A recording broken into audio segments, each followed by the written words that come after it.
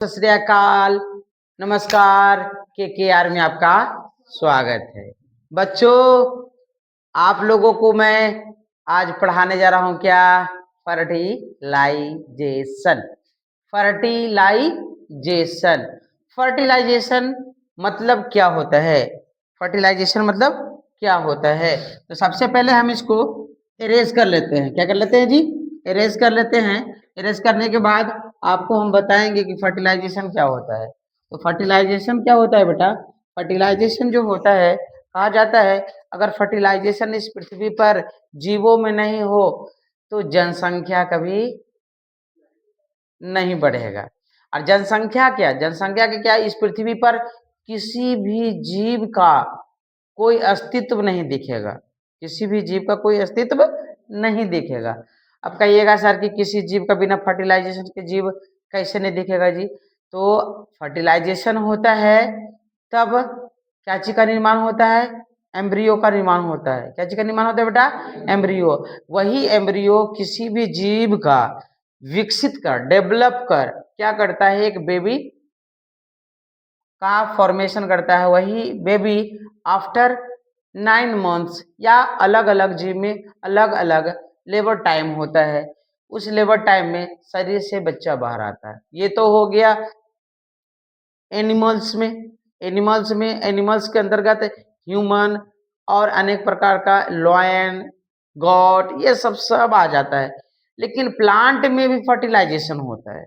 क्या होता है जी? प्लांट में फर्टिलाइजेशन होता है। आप लोगों को लगता होगा सर कि प्लांट में फर्टिलाइजेशन होता है कैसे भाई? प्लांट में वो तो मानव में हम समझ गए कि मानव में मेल में होता है, मेल स्पर्म का फॉर्मेशन करता है, फीमेल ओवम का फॉर्मेशन करता है। तो अब मेल से स्पर्म जाके जो करता है, अब फ्यूज करने के बाद क्या करता है? एम्ब्रियो का फॉर्मेशन करता है। एम्ब्रियो का फॉर्मेशन करने के बाद वही बेबी बड़ा होकर नया मानव, कोई भी जीव का जो एम्ब्रियो होगा वो उस रूप में होगा। तो ठीक उसी प्रकार जिस तरह से एनिमल में रिप्रोडक्टिव ऑर्गन होते हैं, ठीक उसी प्रकार क्या होता है जी?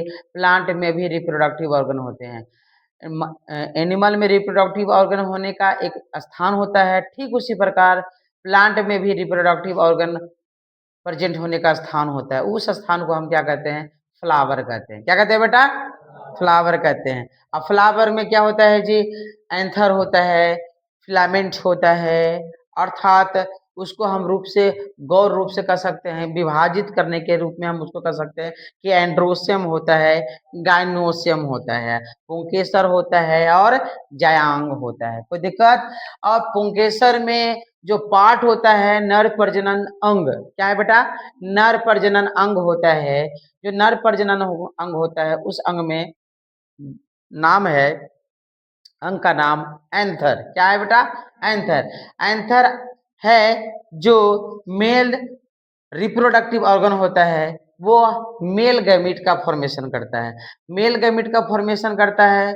तो मेल गैमीट का फॉर्मेशन करता है कब? जब वह सबसे पहले मेल गैमीट का फॉर्मेशन करता है। तो मेल गैमीट का फॉर्मेशन करने से पहले वो क्या चीज का निर्माण करता है बेटा? एंथर का निर्माण करता है। क्या करता है बेटा? एंथर का निर्माण करता है। और एंथर को हिंदी में हम परागकण कहते हैं। क्या कहते हैं बेटा? परागकण कहते हैं। और एंथर में एंथर को हिंदी में परागकोश कहते हैं। सॉरी, एंथर को हिंदी में क्या कहते हैं?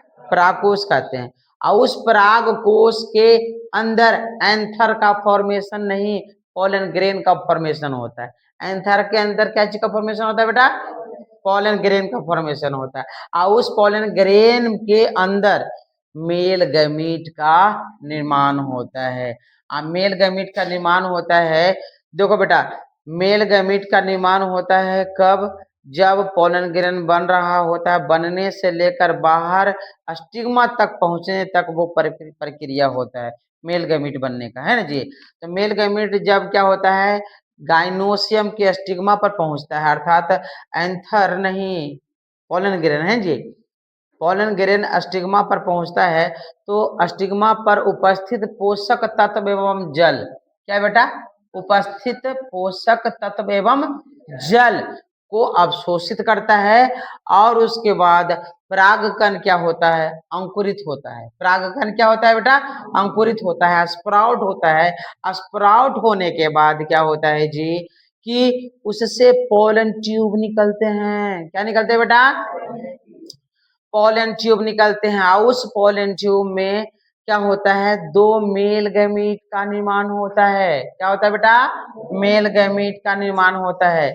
और उसके साथ साथ क्या होता है कि वो पोलन ट्यूब धीरे धीरे धीरे धीरे स्टिग्मा से स्टाइल में आता है, स्टाइल से अंदर होते हुए कहाँ पहुंच जाता है, ओव्यूल में। कहाँ पहुंच जाता है, ओव्यूल को पेनिट्रेट करके, पेनिट्रेट मतलब खोल करके, छेद करके कहाँ प्रवेश कर जाता है बेटा, एम्ब्रियो सैक के अंदर।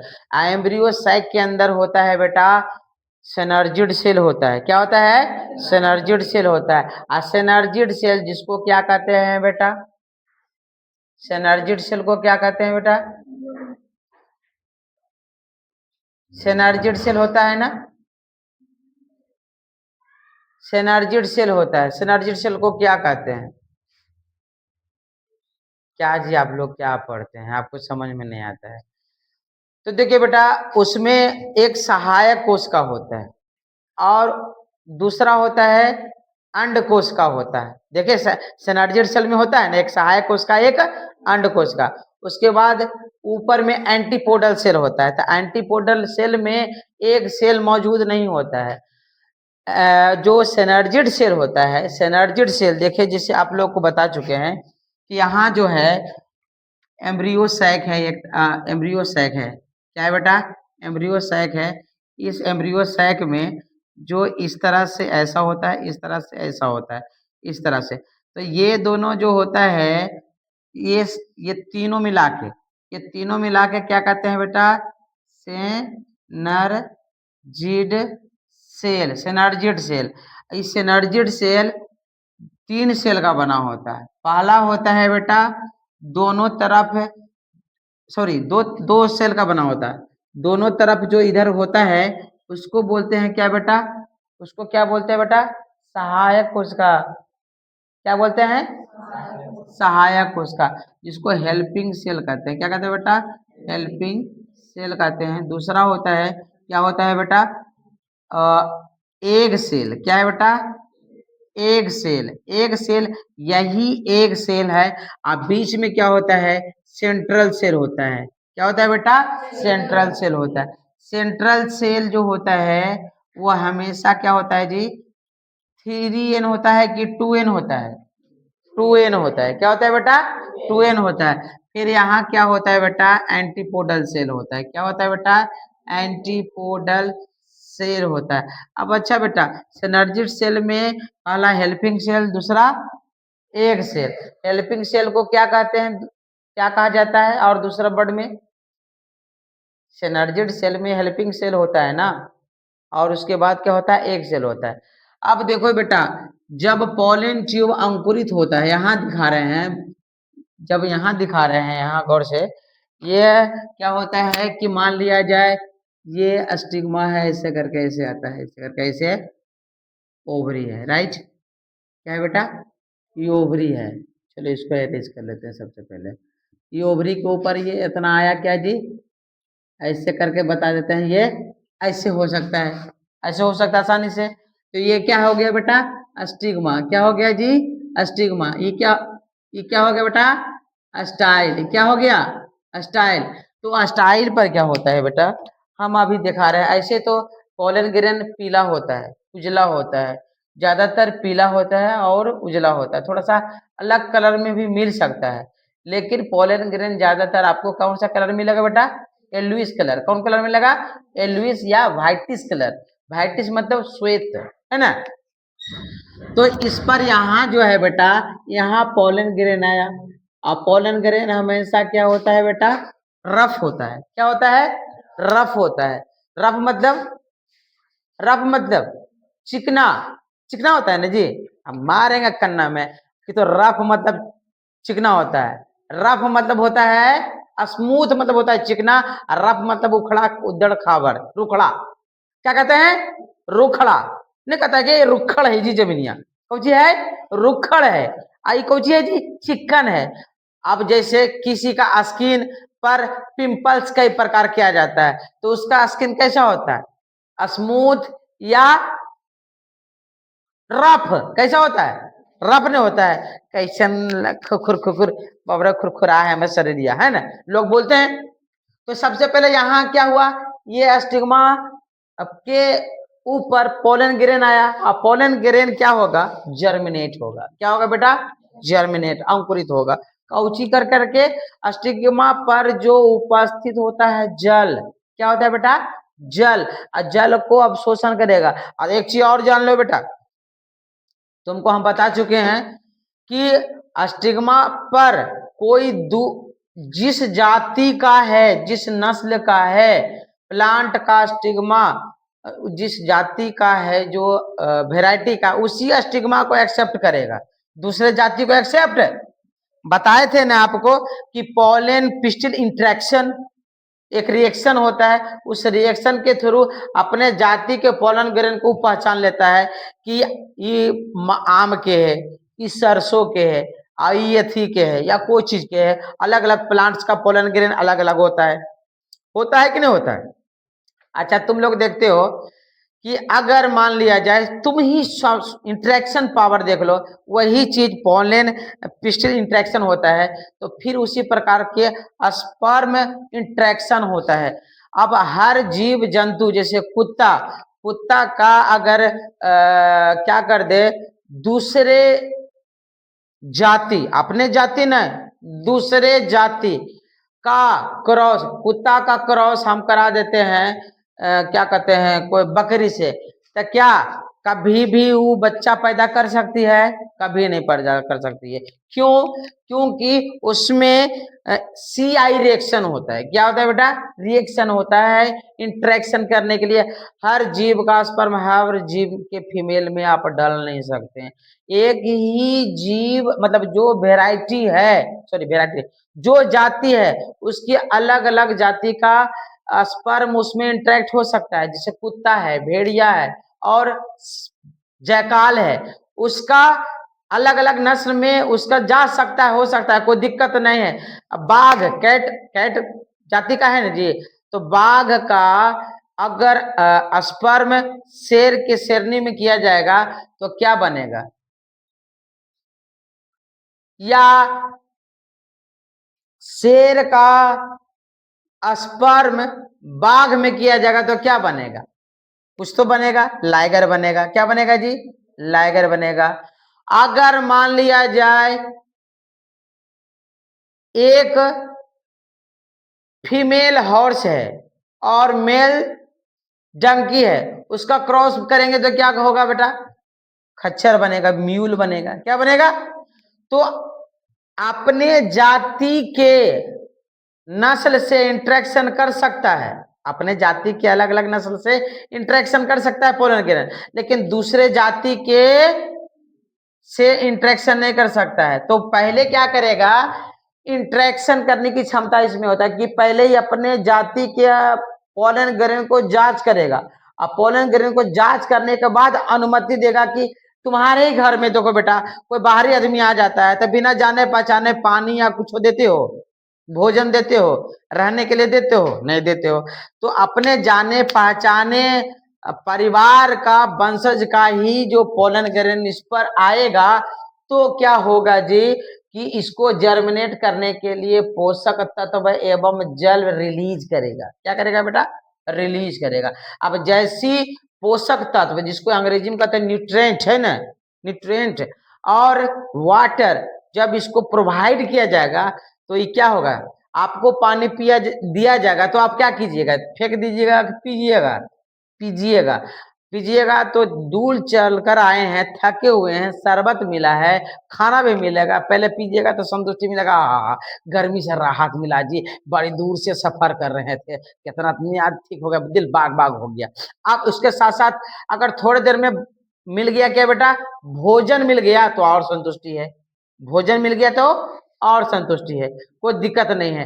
तो उसके बाद कभी कभी कोई ऐसा परिवार में जाते हैं, कोई लड़का जाता है तो हो सकता है कि कभी कभी शादी का मौका भी मिल जाता है कि शादी करने का ऑफर मिल गया कि वो खूब परिवार के कर लो भी बउआ, अपने में हक ही, कोई दिक्कत होता है कि नहीं होता। तो जस्ट लाइक क्या हो गया कि अपने ही इसमें पोलन ग्रेन क्या होगा, जर्मिनेट करेगा। और जर्मिनेट करने के बाद क्या होगा जी कि यह पोलन ग्रेन अंकुरित होगा। क्या होगा बेटा, अंकुरित होगा। अंकुरित होने के बाद इस तरह से क्या जी बेटा, इस तरह से पोलन ट्यूब निकलेगा। क्या होगा बेटा, पोलन ट्यूब निकलेगा इस तरह से। इस पोलन ट्यूब के अंदर सबसे पहले आपको बता देते हैं बेटा, इस पोलन ट्यूब के अंदर दो मेल गैमीट होगा। क्या होगा बेटा, दो मेल गैमीट होगा। क्या होगा जी, दो मेल गैमीट होगा। और एक क्या होगा, कौन, एक और होता है ना जी, दो मेल गैमीट, एक क्या होता है बेटा, ट्यूब सेल होता है। क्या होता है बेटा, ट्यूब सेल होता है। तो यहाँ आएगा, फिर यहाँ आके तो क्या होगा, इसमें क्या करेगा, पेनिट्रेट करेगा। पेनिट्रेशन मतलब छेद करना, होल करना। पेनिट्रेट करके क्या करेगा, फिर ये यहाँ से जाके यहाँ पेनिट्रेट करेगा। क्या करेगा बेटा, पेनिट्रेट करके ये अपना मेल गैमेट, क्या बेटा, ये अपना मेल गैमेट का मेल गैमेट क्या करेगा, एक मेल गैमेट क्या करेगा जी, यहाँ रिलीज करेगा। कहाँ रिलीज करेगा, इसके एक सेल के अंदर। कहाँ करेगा, एक सेल के अंदर। एगो कहाँ करेगा बेटा, यहाँ सेंट्रल सेल में। कहाँ करेगा बेटा, सेंट्रल सेल। ये दोनों आपस में फ्यूज होगा। क्या होगा बेटा, ये दोनों आपस में फ्यूज होगा। फ्यूज होने के बाद यह सेंट्रल सेल 2n से क्या बन जाएगा बेटा, अब पहले ही n था, अब एक n और गया तो कितना हो गया बेटा, 2n। 2n हो गया। अब यह सेंट्रल सेल आगे चलकर जो निर्माण करता है इसको क्या कहते हैं बेटा, इंडोस्पर्म। क्या कहते हैं बेटा, इंडोस्पर्म का निर्माण करता है। क्या चीज करता है बेटा, इंडोस्पर्म का निर्माण करता है। और यह एक सेल जब दोनों फ्यूज करता है तो क्या चीज का निर्माण करता है बेटा, एक सेल फ्यूज करता है मेल गैमीट से। फ्यूज मेल गैमीट, क्या बेटा, मेल गैमीट से फ्यूज करता है, मेल गैमीट से फ्यूज करता है तो क्या चीज का फॉर्मेशन करता है जी, एम्ब्रियो का। क्या चीज का बेटा, एम्ब्रियो का। और इंडोस्पर्म का एम्ब्रियो का। कोई दिक्कत, कोई दिक्कत। इंडोस्पर्म जिसको क्या कहते हैं, भ्रूण पोष, भ्रूण। और इसको क्या कहते हैं बेटा, इसको एम्ब्रियो सैक। क्या कहते हैं बेटा, एम्ब्रियो सैक बोलते हैं, भ्रूणकोष। एम्ब्रियो सैक बोलते हैं, भ्रूणकोष न होगे जी, एम्ब्रियो सैक। आप लोग नहीं पढ़ते हैं बेटा, ये दिमाग में हाथ में रखना चाहिए, ये इन फ्यूचर बता रहे हैं। तब अब आ गया देखो बेटा, अभी दोनों मिला, एक यहाँ मिला एक यहाँ मिला। अब आ गया क्या बेटा, मेल गैमीट फीमेल गैमीट। ये है जो सिनर्जिड सेल है, ये कहाँ पाया जा रहा है बेटा, गाइनोसियम में। कहाँ पाया जा रहा है बेटा, गाइनोसियम में। गाइनोसियम में पाया जा रहा है, मतलब ओवरी के अंदर पाया जा रहा है। और ओवरी के अंदर ओव्यूल होता है, ओव्यूल होता है ना, ओव्यूल के अंदर क्या होता है, एम्ब्रियो सैक होता है। यह एम्ब्रियो सैक के अंदर एक सेल होता है, एक cell is known as the female gamete. Female gamete से फ्यूज किया, क्या फ्यूज किया, मेल गैमेट। तो कहा जाता है कि एम्ब्रियो सैक के अंदर या एम्ब्रियो सैक के अंदर फीमेल गैमीट से मेल गैमीट फ्यूज करता है। इस फ्यूज करने की विधि को हम क्या कहते हैं बेटा, फर्टिलाइजेशन। क्या कहते हैं बेटा, फर्टिलाइजेशन, जिसको हिंदी में कहते हैं निषेचन। क्या कहते हैं जी, निषेचन। और उसके साथ साथ कहा जाता है कि प्लांट में होने वाले, सबसे पहले ही जान लो बेटा, प्लांट में होने वाले निषेचन की क्रिया को हम क्या कहते हैं, सिप्नोगेमी कहते हैं। प्लांट में होने वाले निषेचन की क्रिया को हम क्या कहते हैं बेटा? सिफनोगैमी कहते हैं। क्या कहते हैं बेटा? सिफनोगैमी कहते हैं। सही है ना जी? सिफोनोगैमी कहते हैं। क्या कहते हैं बेटा? सिफोनोगैमी कहते हैं। क्या कहते हैं बेटा? सिफोनोगैमी कहते हैं। क्या कहते हैं? सिफोनोगैमी। परीक्षा में पूछेगा कि सिफोनोगैमी किसे कहते हैं बेटा? तो प्लांट में होने वाले फर्टिलाइजेशन की क्रिया को हम क्या कहते हैं? सिफोनोगैमी कहते हैं। चलिए, अब इसके साथ साथ आपको जानना होगा कि सिफोनोगैमी का खोज किसने किया था? प्लांट में होने वाला जो निषेचन होता है, क्या होता है बेटा? निषेचन होता है, और उस निषेचन के विधि को हम क्या कहते हैं? सिफोनोगैमी कहते हैं। क्या कहते हैं बेटा?